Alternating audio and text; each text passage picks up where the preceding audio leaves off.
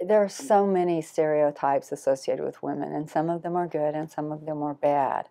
I think some of them I wouldn't even want to combat. One of the most difficult things I ever heard was, we had a anonymous website where people could make comments to the firm that I was with, and someone made a comment that why would you want to be a partner because the women are more masculine than the men.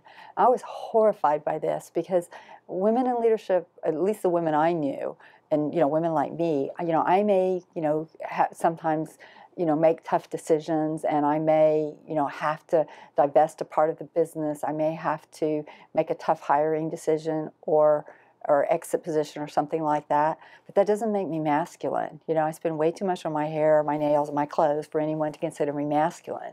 So one of the things that I'm quite passionate about is helping people understand the difference between leadership characteristics and gender characteristics.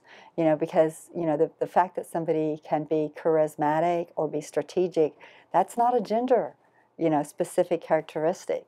It is a leadership characteristic. So I think that's probably one of the most important things.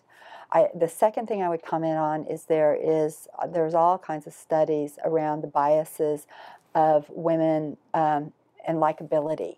There is an expectation that women are likable, and you can't even get bonus points for being likable. But men, there's not an expectation they're likable, and they get bonus points for being likable. So, we've got a disproportionate, equation when we're looking at that. And so one of the things that I do is that when you have to take the difficult management positions and do some of the things that are expected of you in leadership, it makes you, in the eyes of some people, not likable. And so I often would compensate for that by baking cookies and doing things to show my human side a bit more than most of the men would have needed to do to have people find me more approachable. Because there's something inherently scary or intimidating about a woman who's in power.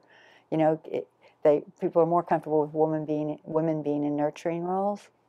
So I think if you are in a position of leadership or power, you really have to do something to show that you truly are human.